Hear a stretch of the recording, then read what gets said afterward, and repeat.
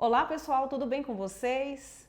Eu sou Elissa, professora de literatura, e hoje nós estamos com a nossa primeira aula do projeto Pré-ENEM 2022. E hoje eu venho aqui com a aula sobre análise e interpretação de obras literárias.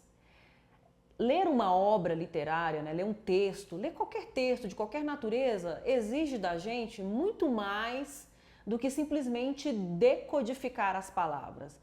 O fato de eu saber o que significa cada palavra dentro de um determinado texto não é suficiente para que eu faça uma leitura, uma análise, uma interpretação mais produtivas, mais aprofundadas. É preciso ir aprofundando, abrindo as camadas que o texto nos oferece. E quando se trata de texto literário, esse desafio, esse movimento, esse exercício se torna uma exigência maior ainda, Se torna mesmo um processo que faz parte do movimento de leitura, porque a literatura por si só, por excelência, tem uma linguagem muito conotativa.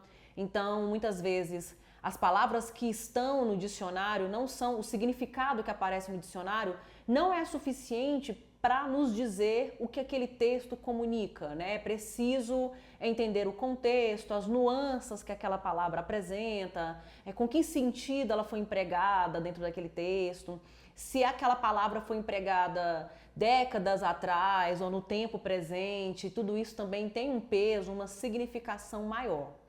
Portanto, ler, o ato de leitura, não é um ato que se dá somente quando você corre o olho sobre as palavras, sobre o texto e simplesmente passa para o próximo. É preciso se envolver, é preciso aprofundar, é preciso se entranhar e permitir que o texto também atravesse nossas entranhas, para a gente poder ir aí destrancando portas, abrindo, usando chaves para poder adentrar o reino das palavras, como já dizia o Carlos Drummond de Andrade no seu texto A Procura da Poesia. E por que leitura é algo tão importante? Por que entender essas diferentes camadas, as diferentes nuances, aprofundar em diferentes elementos do texto é tão importante, se faz algo realmente tão necessário?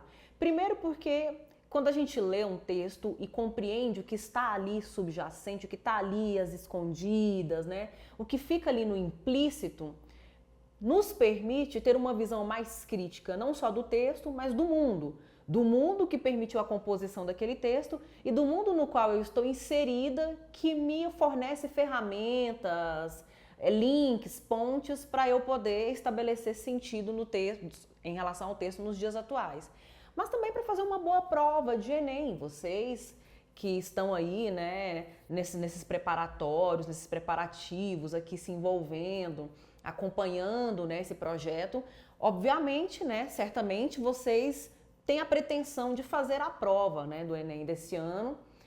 Talvez já tenham feito provas em outros anos, em anos anteriores, e talvez já venha dessa experiência, sabe que o Enem costuma ter textos, É um tipo de prova que traz muito texto, muita pergunta de interpretação, não só nas disciplinas que envolvem língua portuguesa, que envolve humanidades, que envolve a literatura, mas nas outras disciplinas também a gente percebe que é constante, a recorrência ao uso de textos e que as perguntas também exigem não só respostas muito objetivas, embora as opções nos tragam uma ideia de objetividade, mas é preciso fazer um exercício de análise, de interpretação daquele texto naquele cenário para poder estabelecer sentido, para poder produzir aí efeitos de sentido. Então, para você fazer uma boa prova, você necessita refletir, aprofundar, compreender o que o texto diz numa superfície, mas o que o texto também diz ali nas suas profundezas, nas suas profundidades. E antes de mais nada, é importante saber diferenciar análise de interpretação. Em outros contextos eu já mencionei esses termos, eu já mencionei esses conceitos, porque uma interpretação está muito mais ligada ao nosso repertório, à nossa experiência de vida, à nossa experiência de mundo. Então, quando a gente vai fazer uma interpretação de um texto, a gente leva muito do nosso repertório de mundo, do nosso repertório de leitura de mundo, das nossas vivências, das nossas experiências, né? Então, quando a gente lê, por exemplo, um conto da Lígia Fagundes Telles, e aí percebe que existe muito a recorrência da cor verde nos contos dessa escritora, e foi uma escritora que falou muito do tema da morte em suas obras, a gente pode estabelecer relações aí, estabelecer associações entre a cor verde e o esverdeado do cadáver, né, dos temas mórbidos, da própria morte em si, mas o verde também relacionado a uma oposição em relação à morte, que é a esperança, é o vigor da vida, é o vigor das plantas, né? É um refresco, o frescor da natureza e da juventude. Então, quando eu vou elencando elementos, eu tenho uma recorrência de leitura dos contos da Lígia Fagundes Telles e das representações do verde dentro da literatura, dos verdes nas suas cargas mais conotativas, é possível fazer esse tipo de interpretação. Já a análise exige de mim, né, exige do leitor lançar mão de ferramentas, de critérios que em alguma medida já estejam estabelecidas para a leitura do texto. Então, quando eu leio um texto da Lígia Fagundes Telles, eu falo, esse texto aqui é um conto, esse aqui não é um conto, esse aqui é um romance. Estar diante desses textos e dizer, né, etiquetar esses textos como conto ou como romance, exige de mim, né, eu consigo fazer isso se eu tenho em mãos um critério, uma ferramenta de análise de gêneros textuais, e aí já há trabalhos, textos que giram em torno disso, e aí eu consigo dizer se um texto mais extenso pode ser um conto ou ele já pode caminhar para uma estrutura, para um formato de romance, ou ele fica ali, né, no entrelugar. Então, quando eu classifico, por exemplo, o gênero literário, que é algo hoje em dia também muito complexo, porque a literatura contemporânea transita em diferentes lugares, ela vai passando por diferentes gêneros literários, eu lanço mão de ferramentas para fazer uma análise daquela obra, né? Então, a interpretação e a análise, elas andam juntas, elas estão a serviço uma da outra para que eu consiga estabelecer, propor uma leitura o mais completa possível de uma obra. De antemão, já quero antecipar, né? Já quero dizer que obras literárias normalmente são muito difíceis da gente esgotar. A gente lê uma obra hoje, daqui 10 anos ela será relida numa outra chave de leitura, e aí ela poderá dizer coisas novas que hoje talvez nem existam para fazer sentido. Mas, quando eu lanço mão de ferramentas da interpretação e da análise textual, eu consigo fazer uma leitura mais completa para aquele momento de leitura, para aquele encontro entre mim e o texto literário. Desse modo, em outras palavras, simplificando um pouco mais, a análise de um texto literário mobiliza muito mais a minha subjetividade. E claro que as minhas leituras, a minha memória de leitura, a minha formação intelectual, as minhas experiências em relação ao conhecimento e não só as experiências de vida, também são mobilizadas durante uma interpretação, quando eu vou fazer uma interpretação de uma obra. Já a análise mobiliza muito mais o conhecimento de estratégias, de técnicas, de ferramentas de composição da obra, né? Então, quando eu estou diante de uma obra do Edgar Allan Poe, o Edgar Allan Poe produziu um poema super famoso intitulado Corvo, um poema em que o corvo fica repetindo para o eu lírico nunca mais, nunca mais, um poema de forte caráter narrativo, de uma atmosfera muito lúgubre, né? Uma atmosfera meio fúnebre, meio aterrorizante, mas também muito carregada de melancolia. Esse texto, esse poema, tem aspectos extremamente melancólicos, aspectos extremamente amorosos, né? Ligados muito à temática do amor e da morte, da beleza, da solidão, da tristeza, do desamparo, da falta de esperança, né? De um sentimento mesmo de desolação que o eu lírico vive. E aí, ao reconhecer esses elementos no texto, e esse texto muitas vezes dialogar com alguma experiência de luto, né? E aí eu consigo reconhecer no texto elementos do luto, porque eu já vivi uma experiência de luto, isso está muito mais ligado a um processo mesmo de interpretação textual. Ao passo que quando eu digo que o poema tem uma certa narratividade, ele tem uma repetição de certos trechos, de certas estruturas sintáticas, de certos versos, e isso dá um caráter de de gênero lírico mais ligado à balada, né? A balada é um gênero poético muito ligado à narratividade, que tem um refrão que fica se repetindo. E aí quando eu digo que ele tem uma estrutura de início, meio e fim, e que no início ele já dá indícios de como ele vai terminar, né? Ele não lança mão de nada muito surpreendente, né? O elemento surpresa não é jogado diante de nós no desfecho, como um plot twist, mas ele vai sendo diluído ao longo do texto. Isso aí essas colocações são possíveis, essas considerações são possíveis a partir de elementos da análise textual, porque eu previamente já conheço o que é o gênero lírico, eu já conheço o que é a balada, eu já sei diferenciar a dicção de um eu lírico da dicção de um narrador, então eu consigo comparar, estabelecer relações e dizer que o poema, classificar o poema como uma balada, né, como um texto com uma certa narratividade, mas que pertence ao gênero lírico. Então, nesse sentido, a análise e interpretação não se anulam, não se exclui. Uma coisa não é mais importante do que a outra, mas as duas estão aliadas para uma leitura mais crítica, mais profunda e mais consistente dos textos literários. Outra coisa que é preciso também ser levada em consideração, uma muito importante, é que o modo como eu vou apreender esse texto e o modo, da maneira mais eficaz possível de apreensão desse texto, não me será oferecido somente pela obra. Durante muito tempo, algumas correntes teóricas defenderam que todas as ferramentas de análise e interpretação do texto estariam dentro do próprio texto, única e exclusivamente. Os formalistas russos no início do século XX, por exemplo, algumas correntes do estruturalismo francês, também no século XX, ficavam muito presos ao texto em si, fechados dentro do texto, e elementos da vida do escritor ou da escritora, elementos marcantes da época, da história, elementos importantes nas relações estabelecidas entre o texto literário e outras obras artísticas eram meio que deixados de lado, eram deixados de fora, né? Então, elementos biográficos, elementos sociais, históricos, políticos, psicanalíticos e elementos de intertextualidade muitas vezes eram desconsiderados,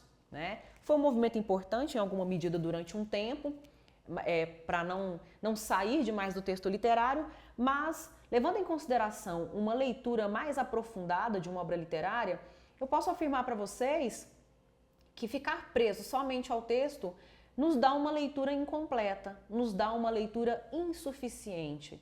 Porque é preciso levar em consideração os acontecimentos, os pormenores de determinada época, de determinado tempo, que moldaram a subjetividade, que atravessaram, que perpassaram a subjetividade do próprio escritor, da própria escritora, né, do artista em geral, e que aquilo fez com que ele tivesse uma determinada perspectiva de mundo, uma determinada perspectiva de vida que contribuiu para a composição do texto daquele modo que nós vislumbramos, né, diante da gente. Então, cito um outro caso para ilustrar muito bem o que eu estou falando, que é o caso da escritora brasileira Carolina Maria de Jesus. Carolina Maria de Jesus ficou muito famosa agora recentemente, né, no início aí dos anos 2000, tem se falado muito de Carolina Maria de Jesus, embora ali na década de 70, na década de 60, 70, ela não tenha tido, não tenha alcançado tanta visibilidade quanto deveria e como hoje tem. Era uma mulher que viveu na favela, foi uma mulher favelada, uma mulher que catava lixo, era uma mãe solo, uma mulher negra, que enfrentava a violência cotidiana, a precariedade de recursos, uma família numerosa, mas da qual ela não conseguia muitas vezes cuidar tão bem por conta da falta de recursos, né, por conta da marginalização da condição dela e de seus filhos. E todos esses elementos atravessam a obra dela. É óbvio, é evidente que toda essa situação biográfica na vida da Carolina Maria de Jesus fez com que ela produzisse uma obra literária muito diferente de uma obra literária como, por exemplo, do poeta Carlos Drummond de Andrade, né, que foi um funcionário público, homem, branco, teve uma união, um casamento, uma família, toda dentro de um formato muito tradicional, viveu no Rio de Janeiro, viveu em condições mais confortáveis, mais agradáveis, mais favoráveis para a produção da poesia, embora ele tivesse também as suas insatisfações e as suas inquietudes com o mundo e com sua própria condição. As inquietudes de Drummond foram inquietudes e contradições diferentes das vividas pela Carolina Maria de Jesus. Então, esses aspectos na vida desses escritores também são elementos que não merecem uma exclusiva, né, e uma superestimada valorização, consideração, mas são elementos também importantes para a gente levar em consideração a leitura, a análise e a interpretação de suas obras. Acrescentando então a tudo isso que eu falei, quando você está diante de um poema, você precisa levar em consideração, é importante que você como leitora, leve em consideração que quando você está diante de um poema, você tem a leitura de um verso, você vai analisar o verso, você vai analisar a estrofe, você vai analisar a escolha lexical, você vai analisar a estrutura sintática dos versos, né, o que o poeta faz. Você vai analisar, levar em consideração a subjetividade, como ela se coloca dentro do texto, se é uma subjetividade humana ou se é uma subjetividade que simula, né, que por meio do jogo da fantasia e da imaginação simula uma outra existência, né, uma subjetividade animal, uma subjetividade inanimada, enfim. Do que esse poema fala, qual é o tema, quais são os temas, quais são as figuras de linguagem empregadas e a serviço de quê, quais são os efeitos de sentido que essas figuras de linguagem provocam. O mesmo também acontece numa narrativa, né? Você vai analisar novamente figura de linguagem, como essas figuras de linguagem compõem o estilo do autor. Se o autor traz a recorrência muito forte de ironias, por exemplo, como são os casos de Machado de Assis, de José Saramago, né? E aí no caso do José Saramago, que tem aquela escrita toda muito ligada à oralidade, não faz pontos, parágrafos muito longos, períodos muito longos, né? Tudo isso você vai levar em consideração. A voz do narrador, as personagens, como elas são compostas, como elas são identificadas, tudo isso é muito importante. Todos esses são elementos fundamentais para a gente fazer uma leitura eficaz de uma obra literária.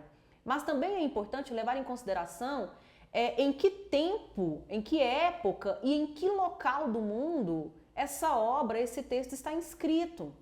Né? Se é uma obra que foi produzida na Idade Média, uma obra que foi produzida na Idade Média vai ter uma visão, uma perspectiva de mundo, posicionamentos ideológicos, defesa e propagação de valores muito diferentes de uma obra produzida durante o século XVIII, no auge do Iluminismo, por exemplo. Então é muito importante levar em consideração esses elementos. Quando a obra foi produzida?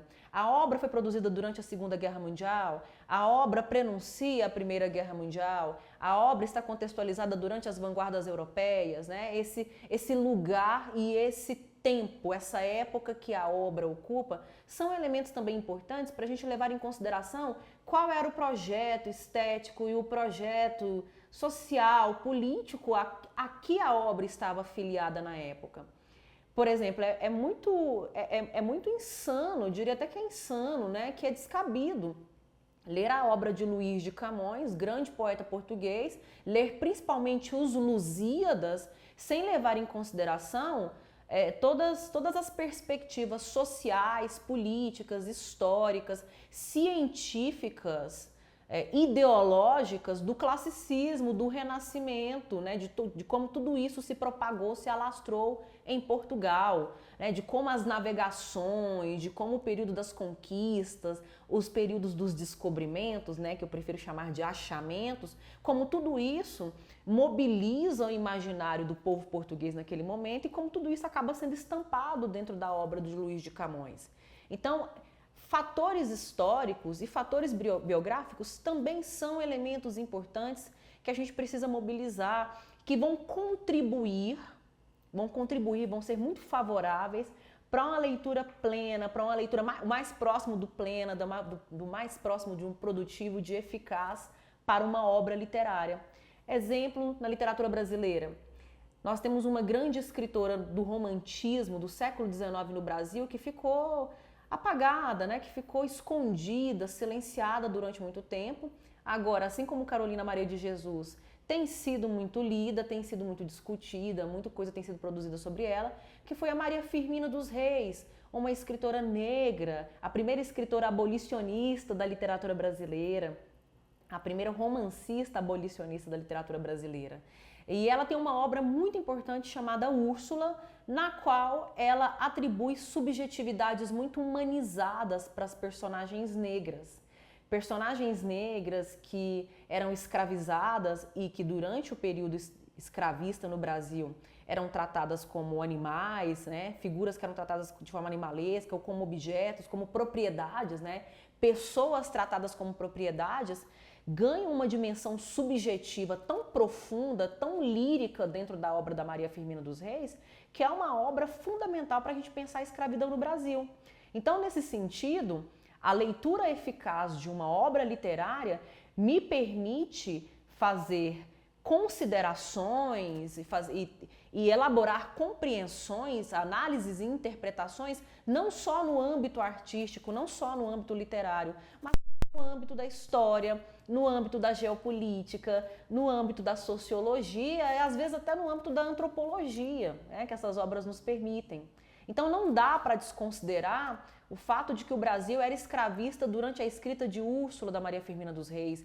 Não dá para desconsiderar que o clássico A Montanha Mágica, de Thomas Mann, foi uma obra escrita antes de explodir, antes de eclodir a Primeira Guerra Mundial, que é uma obra que prenuncia isso, que é uma obra que mostra a divisão de águas, né? A mudança de perspectiva do homem moderno, assim como acontece também com Em Busca do Tempo Perdido, de Marcel Proust, que é uma obra longuíssima, né? Uma obra que tem 7 volumes, gigantesca, e é uma obra que também ressignifica para nós, leitores, a nossa percepção de tempo. Porque muitas vezes o personagem está ali vivendo um dia e esse um dia é um volume inteiro. Então uma obra de mais de 300 páginas transcorre num dia apenas. É o caso de Ulisses, do James Joyce também, outra grande obra fundamental considerada uma dos carros-chefes da modernidade, né, do modernismo e da modernidade literária, justamente por ressignificar a nossa percepção de tempo. Então essas obras, quando lidas de uma maneira mais profunda, né, desbravando as camadas, abrindo essas portas, nos permite compreender não só o texto como algo literário e artístico em si, mas também a conjuntura, as circunstâncias, a situação da época que permitiu o surgimento, o nascimento de uma obra dessa. O que o artista viveu? O artista foi bombardeado, o artista passou por campo de concentração, o artista foi torturado, foi preso, o artista teve muitas experiências com a morte, né, perdeu mãe, perdeu esposa, como é o caso do Edgar Allan Poe, e a morte é uma grande recorrência na obra dele. Claro, preciso fazer a ressalva, que elementos biográficos não devem ser os únicos mobilizados para a gente fazer a leitura de uma obra. Não é simplesmente o fato da morte ter sido algo recorrente na vida do Edgar Allan Poe que faz com que a morte seja uma recorrência na obra dele, né? Ele também estava filiado a um momento que estava acontecendo o romantismo nos Estados Unidos, derivado do romantismo inglês, que por sua vez tinha uma faceta muito mórbida, muito funesta, muito fúnebre. Então o projeto estético da época também conversava muito com essa proposta literária e artística da obra do Edgar Allan Poe. Então existe toda aí uma troca, né? Um câmbio com o momento, com o cenário em que esses artistas estão vivendo. Porque afinal de contas, a artista não é um indivíduo que vive dentro de uma bolha isolado do mundo, isolado da sociedade. Ele é um sujeito histórico, ele é um sujeito social, ele é um sujeito político. E esses elementos também atravessam a composição de suas obras. E aí mais uma coisa que eu gostaria de acrescentar, que é muito importante, que às vezes é muito difícil para nós, né, reconhecer e entender essa particularidade do texto literário, aliás, de qualquer texto, né, mas estou fazendo aqui estou dando uma atenção, estou lançando luz principalmente a análise e interpretação de textos literários, que apesar de uma leitura imanentista, né, uma leitura muito presa somente ao texto literário, se pretender deixar de fora tudo aquilo que está fora do texto, não existe texto literário neutro. Isso é muito importante. Todo texto literário passa alguma mensagem, tem algum posicionamento, tem alguma perspectiva do mundo, da vida e da realidade.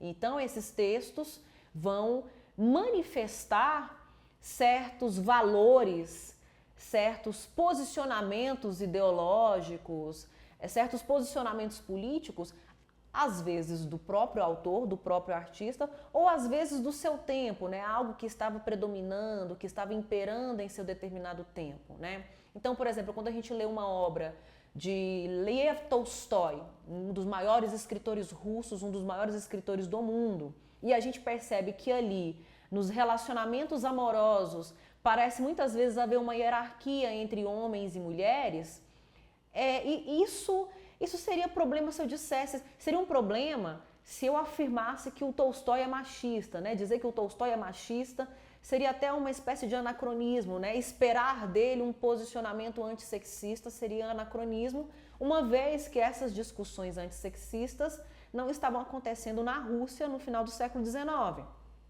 Entretanto, reconhecer que as estruturas patriarcais de uma sociedade russa muito aristocrática reverberam na obra do Tolstói é legítimo e é acertado. E é importante reconhecer isso porque, afinal de contas, eu estou mobilizando elementos da obra e elementos da época, da sociedade em que o Tolstói viveu para fazer uma análise e uma interpretação dos seus textos. E não é à toa que ele foi considerado extremamente inovador, uma grande ruptura com o seu tempo, quando escreve Ana Karenina, que é uma obra em que a figura feminina é rebelde em relação às estruturas patriarcais da sociedade russa.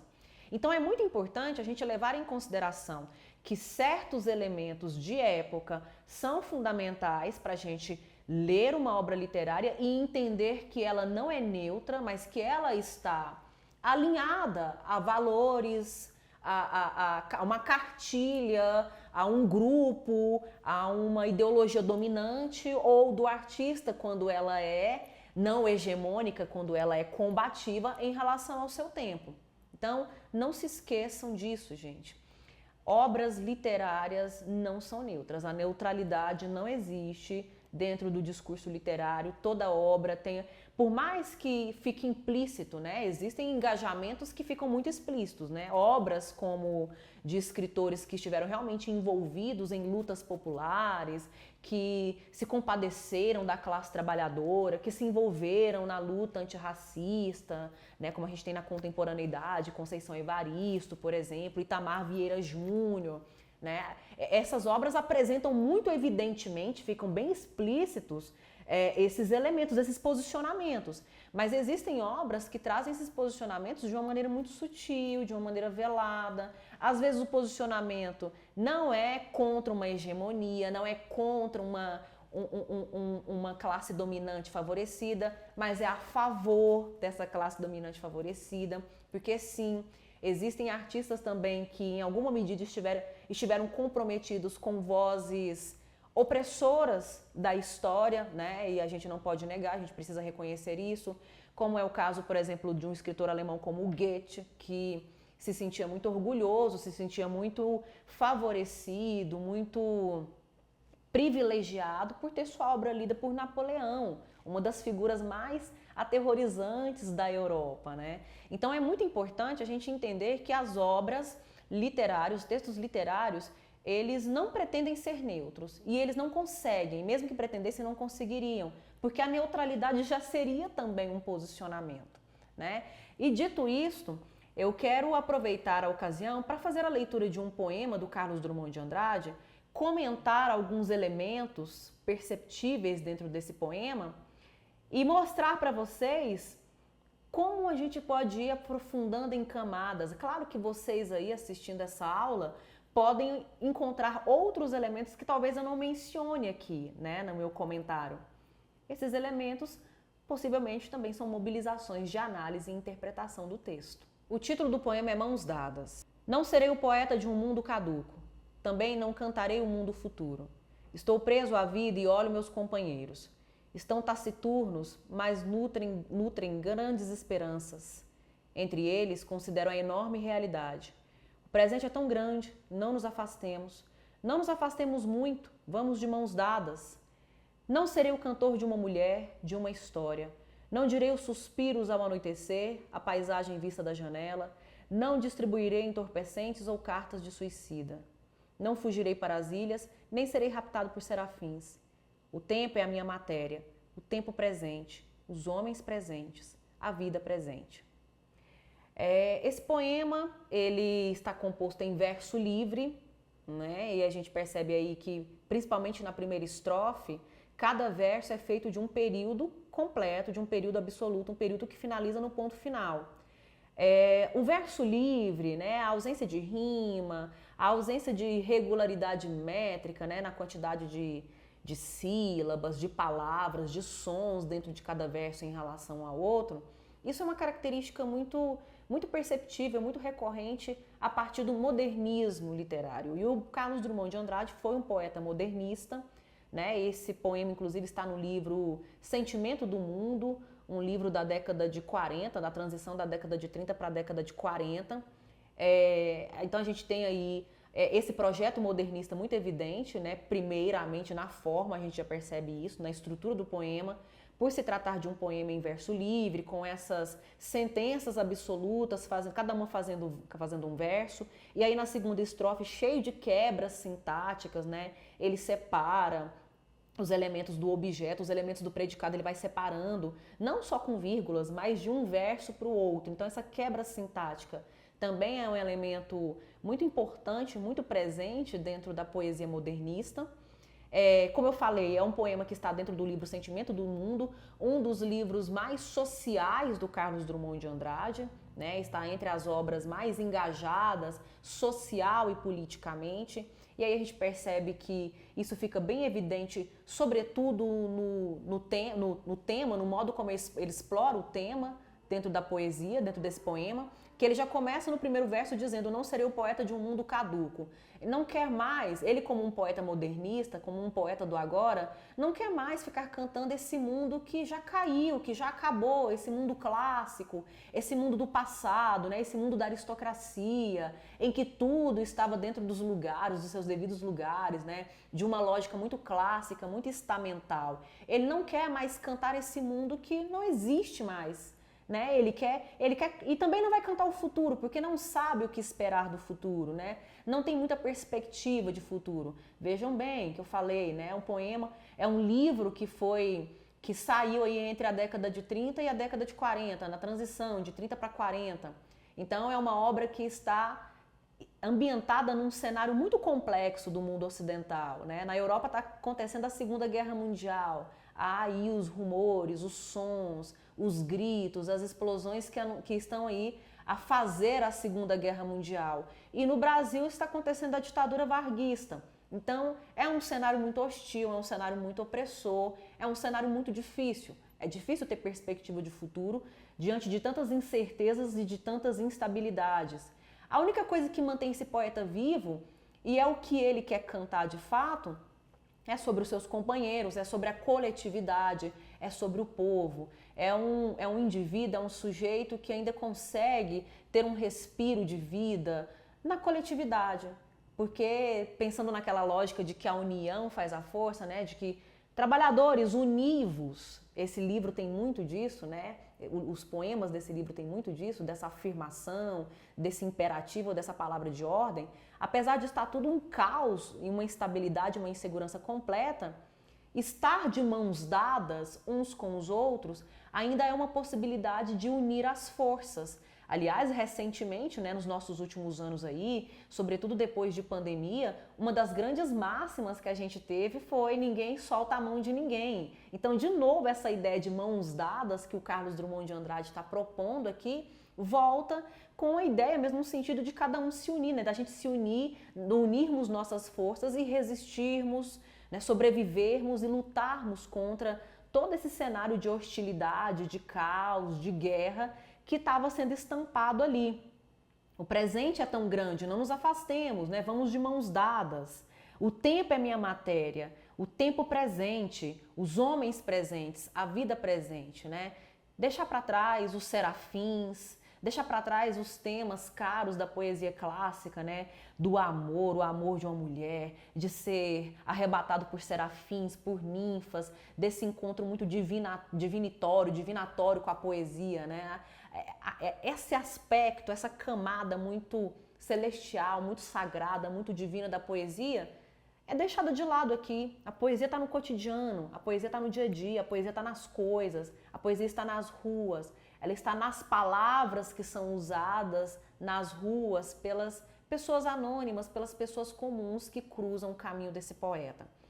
Então, esse aqui é um exemplo, uma possibilidade de leitura do poema Mãos Dadas, mas, obviamente, existem outras possibilidades, outras chaves de leitura que podem acrescentar ainda mais ao texto e aprofundar cada vez mais nas camadas de um poema tão curto, mas tão denso e tão numeroso de conteúdo. E aproveitando agora a ocasião, vamos fazer alguns exercícios de análise e interpretação de texto a partir de textos literários com questões do próprio Enem, só para a gente sentir mais ou menos, a gente se ambientar, se familiarizar.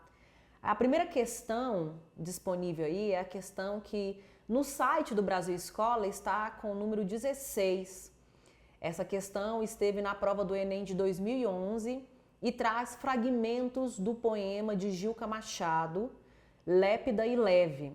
A Gilca Machado foi uma poeta simbolista, aliás, ressalva, ela foi uma poeta que cronologicamente estava situada no simbolismo brasileiro, no final do século XIX. Há elementos do simbolismo na poesia dela, mas no que diz respeito à inovação, em relação à forma poética, em relação à linguagem, em relação à sintaxe e em relação aos temas, podemos dizer que a Gilca também antecipou projetos do modernismo. Ela antecipou, ela prenunciou alguns critérios, algumas palavras de ordem que os modernistas iriam levantar no século XX. Então vamos ao fragmento do poema e vamos à análise e interpretação desse texto. Língua do meu amor veloz e doce, que me convences de que sou frase, que me contornas, que me vestes quase, como se o corpo meu de ti vindo me fosse. Língua que me cativas, que me enleias, os surtos de ave estranha, em linhas longas de invisíveis teias de que és a tanto habilidosa aranha. Amo-te as sugestões gloriosas e funestas, amo-te como todas as mulheres te amam, ó língua lama, ó língua resplendor, pela carne de som que a ideia emprestas e pelas frases mudas que proferes nos silêncios de amor. Como vocês podem ver aí, esse poema, ele na íntegra está nessa coletânea, nessa antologia aqui, organizada pelo Ítalo Morricone, os 100 melhores poemas brasileiros do século XX. Esse poema é bem mais longo, ele é cheio dessas aliterações que vocês viram aí, né? Olha, a repetição do L, língua, velosa, língua de novo, linhas longas, habilidosa. Há sons que são repetidos aqui, as rimas, né? Ela vem de uma tradição, doce, fosse, frase, quase, enleias, teias, estranha, aranha. Então, é um poema que ainda está afiliado a uma tradição, né? A tradição do simbolismo. E esse jogo com a sonoridade, né? A musicalidade é uma das figuras de linguagem mais recorrentes, mais importantes do simbolismo. E esse poema tem muito disso. E do que ela está falando? Ela está falando da língua. Da língua. Vários poetas de língua portuguesa fizeram poemas sobre a língua. O Olavo Bilac, por exemplo, também do século XIX, poeta parnasiano, tem um belo soneto sobre a língua portuguesa, né? Que ele fala, é a última flor do Lácio, né? É a última língua que nasceu, a caçula das línguas latinas e tudo mais. Mas aqui nesse poema da Gilca Machado, ela tá falando da língua, só que o poema, ele tem um caráter meio erótico. Eu não sei se vocês conseguiram perceber isso.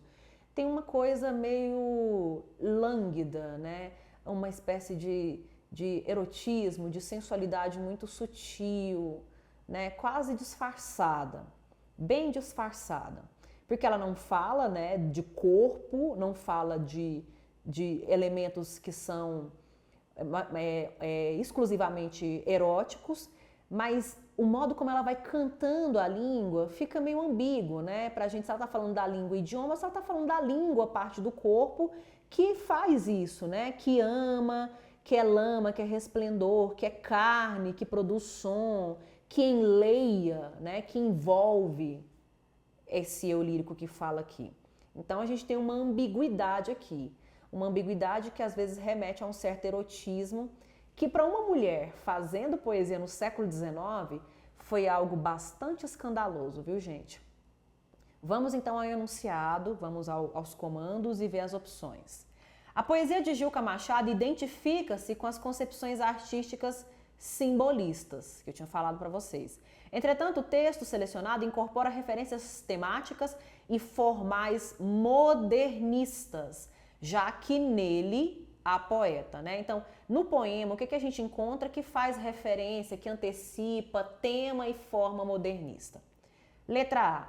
Procura desconstruir a visão metafórica do amor e abandona o cuidado formal. Esse poema abandona o cuidado formal, gente, eu acabei de mostrar para vocês aqui, ó, as rimas, tanto que elas ainda são muito funestas, imprestas, mulheres, proferes, resplendor, amor. Olha como isso aqui ainda é muito rígido, né? Estruturalmente falando, formalmente falando, o poema ainda está muito vinculado à tradição. Ele não é modernista.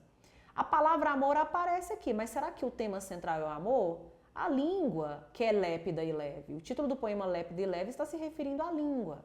Esse nosso órgão, que é lépido, né? Por que é lépido? Lépido é muito serelepe, que mexe muito, mexe rápido, fica saltitando. E quando a gente fala, a língua saltita. E leve, porque dentro da boca tem hora que a gente até esquece desse órgão.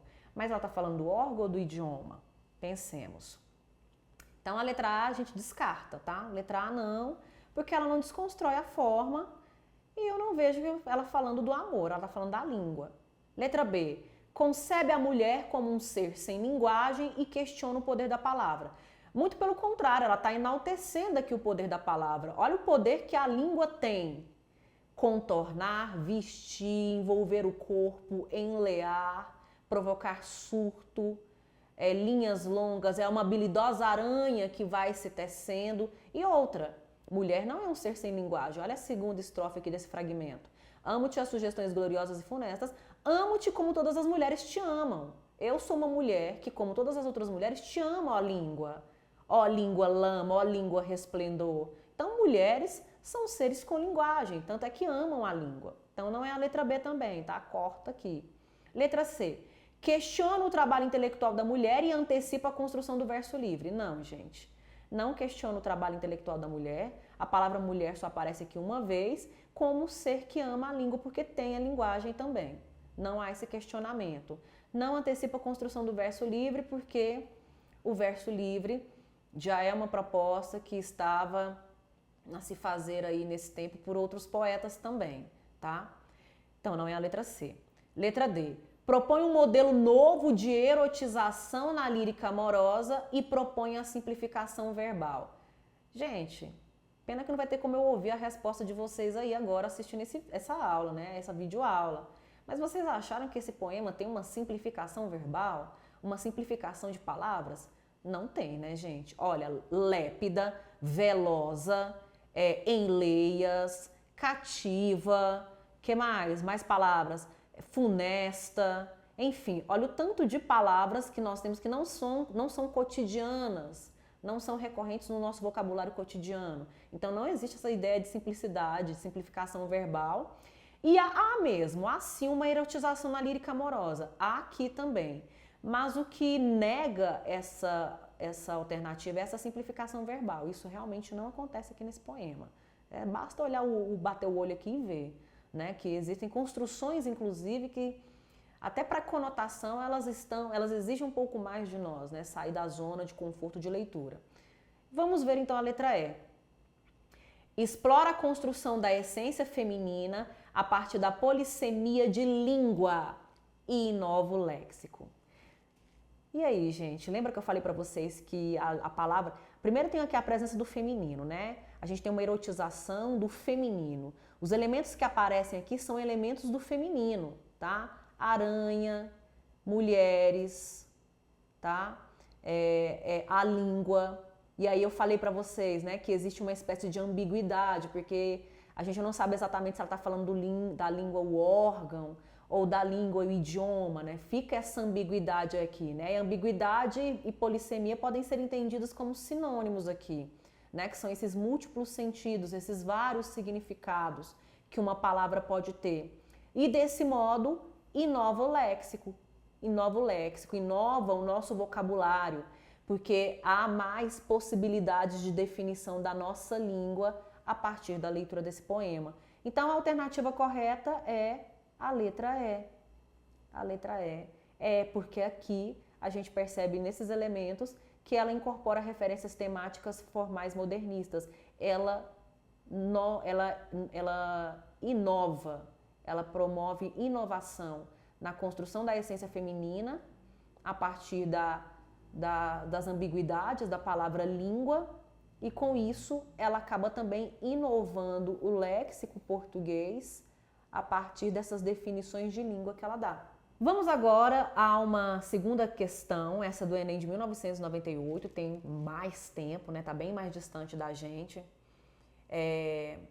Mas é uma questão que tem um caráter mais simples, né? Pensando em níveis, enquanto que aquela sobre a Gilca Machado estaria no nível intermediário, essa aqui está no nível fácil, né? Para a gente perceber também que existe aí esse equilíbrio, né? Existe essa dosagem nas provas do Enem. Não são somente questões de nível intermediário ou difícil.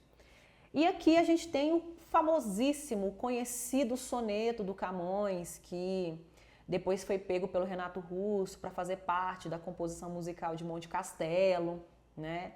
Um belíssimo poema que vai propor a definição racionalista do amor.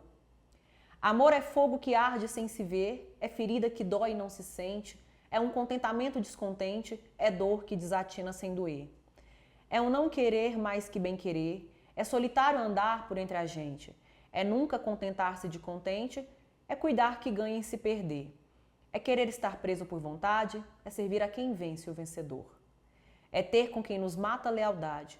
Mas como causar pode seu favor nos corações humanos amizade, se tão contrário a si é o mesmo amor? Lindo, né? É um poema que vai falar do amor, vai tentar definir o amor por meio da contradição. O amor como um sentimento muito contraditório, um sentimento ambíguo, né? Porque ao mesmo tempo que ele atordoa a todo mundo, né? Todo mundo fica atordoado. A paixão é algo que pode nos deixar muito neuróticos e obcecados. Também é uma coisa maravilhosa, né? Poder dividir planos, projetos, ações, perspectivas com outra pessoa, compartilhar universos, né? É lindo. Então é um sentimento muito, muito atordoante, né? Ele nos enche de alegria, de euforia, mas também de insegurança às vezes, né? De incertezas. Vamos ao enunciado e aos comandos. O poema tem como característica a figura de linguagem denominada antítese, relação de oposição de palavras ou ideias. Assinale a opção em que essa oposição se faz claramente presente. Então, a antítese, esse poema aqui ele é muito carregado de antíteses e de paradoxos. A antítese e o paradoxo são duas figuras de linguagem que trabalham com as contradições, que trabalham com oposições, com os contrários. Quente, frio, belo, feio, ir, voltar, ir, não ir. Né? Então, amar, odiar, amar, não amar, né? Minha relação com fulano é de amor e ódio. Então, essas contradições são perspectivas trabalhadas dentro dessas figuras de linguagem, como paradoxo e antítese. A diferença é que o paradoxo está muito no campo das ideias, então é uma ideia paradoxal, né? Você pensa, mas como fazer algo se o outro algo impede, né? Uma coisa impede a outra, as duas estão juntas. Né? Uma coisa é oposição da outra e as duas estão juntas, como assim? Né? Coisas que são impermeáveis estão se misturando de repente. Já a antítese, ela fica evidente no uso da palavra. É na palavra que a antítese acontece. Então, a antítese é uma oposição do uso vocabular, que vai gerar um paradoxo. A antítese é a escolha de palavras contraditórias dentro de uma mesma sentença, dentro de um mesmo contexto, que vai gerar um paradoxo. Então vamos ver onde a gente pode verificar o uso de palavras com sentidos contrários que gera uma ideia contraditória, que gera uma ideia paradoxal. É onde a gente vai localizar a antítese. Amor é fogo que arde sem se ver. E aí, tem palavras de campos opostos aqui? O contrário de amor seria ódio. O contrário de fogo seria gelo. Não tem. Não tem palavras contrárias aqui. Ah, professora, tem paradoxo? Mas parece paradoxal. Amor é fogo que arde sem se ver, né? Se ele arde, queima, como que não se vê? Como assim, né? Como é que eu sinto e não sinto? A ideia é paradoxal, mas a construção do verso não tem antítese. Não tem palavras que são opostas. Então aqui não temos, tá? Letra B.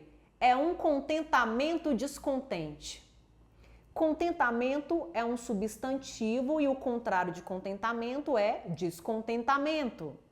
Descontente é um adjetivo e o contrário de descontente é contente.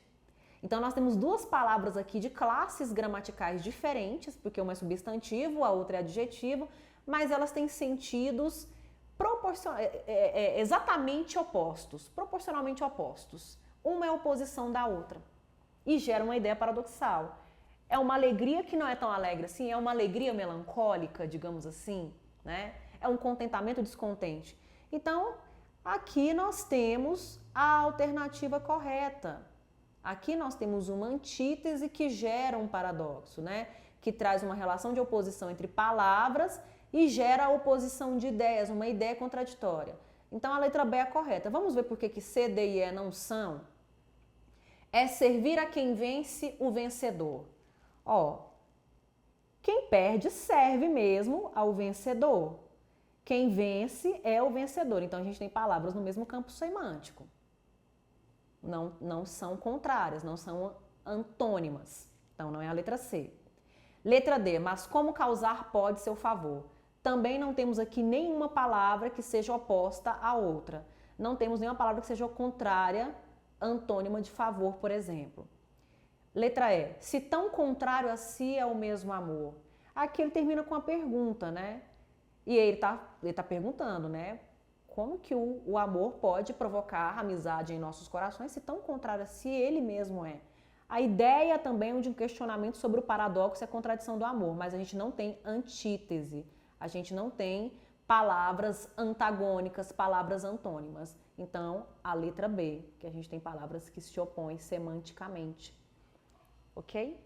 Bem, gente, esta foi a nossa videoaula sobre análise e interpretação de obras literárias dentro do projeto Pré-ENEM. Continue nos acompanhando porque nós teremos outras aulas dentro desse projeto nos próximos dias. Inclusive outras aulas de literatura também. Se vocês tiverem alguma dúvida, algum comentário, algum desejo de compartilhar algum elemento de análise e interpretação, deixe nos comentários também para a gente interagir, para a gente trocar e compartilhar essas impressões e essas experiências de leitura. Eu agradeço muito a atenção de vocês, agradeço quem ficou até o final. Até a próxima aula.